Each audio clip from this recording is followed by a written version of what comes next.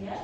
Mungkin nanti saya akan memegang beberapa bagian dari itu dan rasa kurangnya Ibu. Saya akan melakukan cuci tangan lama terlebih dahulu. Pertama, di sini saya akan melakukan pemeriksaan fungsi sensorik, di mana saya akan menguji nyeri pada pasien di daerah dahi, V2, pipi, dan V3 rahang bawah menggunakan pin atau objek yang tajam. Di sini saya akan menggunakan tusuk gigi. Bisa tutup mata. Ini tajam atau tumpul? Ini tajam atau tumpul Ibu? Ini tajam atau tumpul? Ini tajam atau tumpul?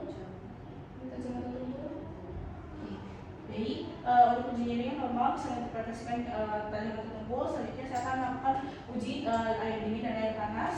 Nanti saya sebutkan ke bagian daerah dari dahi, pipi, dan rahang Ibu, ya Ibu bisa diinterpretasikan apakah ini dingin atau panas. Oke. Baik, untuk uji temperaturnya normal karena pasien bisa menginterpretasikan jadi panas atau dinginnya di kedua sisi wajahnya.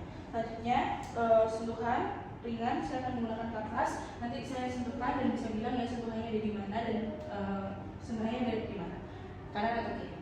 Ini ini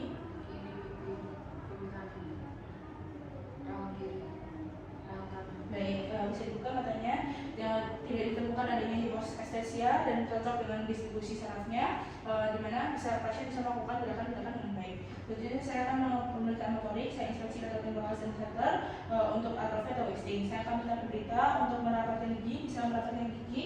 Kemudian saya akan palpasi, oke, moralis, oke. Ini untuk otot-otot temporal dan massetnya semuanya simetris. Selanjutnya saya akan minta pasien untuk menggigit tong sepatu kayu, Ibu. Untuk dalam gigitannya kuat, ternilai kuat. Selanjutnya saya akan minta pasien untuk membuka mulut dan gerakan kanan kiri. Oke, ini untuk melihat muskulus lateralnya dan di sini normal ya untuk otot-ototnya bisa bergerak dengan kuat. Selanjutnya dalam pemeriksaan refleks kornea. Di sini apakah memakai konteks lensa Ibu? Jika tidak, saya akan menunjukkan pemeriksaan. Saya melihat ke atas. Di sini saya akan memegang kelopak pasien. Kemudian saya akan menyentuh kornea dan menggunakan kapas dari medial ke lateral. Baik, untuk pasien sendiri normal karena kedua matanya berkedip. Selanjutnya saya akan melakukan pemeriksaan refleks masseter. Saya akan minta pasien untuk sedikit buka mulutnya rileks itu. Saya akan meletakkan jari saya telunjuk saya pada garis tangan dagu, kemudian saya akan ketok dengan paru refleks. Oke, di sini normal tanpa reaksi atau reaksi bentuk rahang ringan. Oke, selanjutnya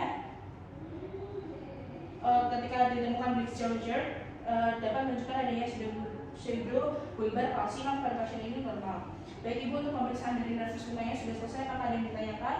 Jika tidak ada, untuk saya tadi normal semua ya Ibu. Saya akan melakukan catatan pada rekam medis Ibu dan saya akan melakukan cuci tangan lama terlebih dahulu. Terima kasih Ibu. Selamat pagi Bu, saya dengan Dr. Lian juga bagi ini. Di sini kita akan melakukan pemeriksaan dari nervus 7 atau nervus facialis. Nanti saya akan pegang beberapa bagian dari tubuh Ibu dan meminta Ibu untuk melakukan sesuatu akan Ibu bersedia. Jika bersedia, saya akan melakukan cuci tangan lama terlebih dahulu. Baik Ibu bisa duduk dengan tegak ya. Pertama saya akan melakukan inspeksi pada wajah. Oke. Sini saya akan nilai asimetrik perebutan dahinya, alis, celah vertebral, ikatan nasolabial dan sudut mulut. Apakah saya amati apakah ada depan mata spontan, sinkronisasi, tik spasma atau gerakan voluntar. Sini normal untuk pasien. Kemudian Ibu bisa menirukan gerakan yang saya minta. Angkat kedua alis secara bersamaan Ibu. Baik. Di sini untuk alisnya keduanya simetris, sedangkan kanan kirinya kerutkan dahi. Oke, tidak ada kelemahan kerutkan dahi. Tidak ada kelemahannya dan simetris yang berarti normal. Tutup kedua mata dengan erat. Oke, di sini matanya bisa menutup dengan erat. Coba buka matanya, tutup mata lagi Bu. Coba buka mata pasien perlahan. Oke, bisa perlahan. Oke, tidak ada fenomena bell, maka untuk matanya normal. Terus bisa teruskan menunjukkan gigi. Oke, untuk gerakan bibirnya simetri, tidak ada yang tertinggal. Kemudian bisa mengebukan pipi Ibu. Oke, saya akan memberikan tekanan ringan pada kedua pipi. Oke, untuk kedua pipinya normal. Selanjutnya saya akan melakukan pemeriksaan stetoskop Loudness Balance Test atau SLBT. Jadi saya akan menempatkan pasien di ruang hening, kemudian bisa duduk tegak Ibu, menutup mata sama pemeriksaan ini. Saya akan pasangkan stetoskop pada pasien. Oke. Kemudian saya akan geser lalu garis dengan lembut pada membran stetoskop. Ya. Apakah terdengar? Benar ya? Oke. Apakah suaranya terdengar lebih keras dari satu sisi? Enggak. Apakah suara yang terasa mengganggu atau terlalu nyaring? Enggak ya. Baik, permisi Ibu. Di sini untuk suaranya seimbang, normal atau lesi distal dan penjualan nervus stapediusnya tidak ada suara lebih keras dari sisi lesi, nggak ada refleks stapedius tidak aktif. Kemudian selanjutnya saya akan pemeriksaan uji screamer. Di sini saya akan melakukan tesnya mungkin akan sedikit mengeditasi beberapa bagian dari tubuh ya. Oke, saya akan siapkan kertas screamer merah. Kemudian dengan ukuran 0,5 sampai 1,5 cm. Selanjutnya pasien bisa duduk tegak, Ibu bisa pandangan ke atas. Saya akan menarik palpebra inferior. Saya akan letakkan strip pada perbatasan sepertiga tengah. Kemudian temporal palpebra inferior tanpa menyentuh kornea, tunggu 5 menit dengan marker pencahayaan. Bisa dipejamkan matanya. Oke. Selanjutnya nanti saya akan lepaskan strip secara hati-hati, kemudian ukur panjang basal dan yang berubah menjadi biru dalam milimeter dari lipatan ujung strip. Kemudian untuk hasil normalnya itu lebih dari 10 mm selama 5 menit. Oke. Selanjutnya saya akan melakukan pemeriksaan sensorik yaitu pengecapan. Saya menunjukkan lidah ke satu sisi. Oke. Saya akan teteskan bahan pengecap satu persatu.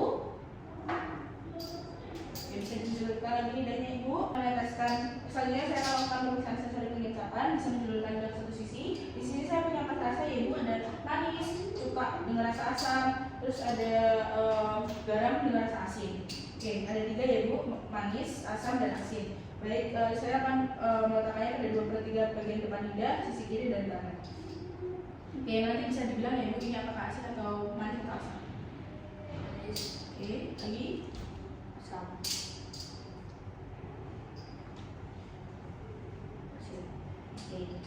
Baik, pasien bisa menyebutkan rasa-rasa yang saya berikan dengan baik dan juga tepat, di mana pasien dapat merasakan rasa manis, asam, dan juga asin. Oke, bisa dibilas dengan air ya nanti Ibu untuk mulutnya.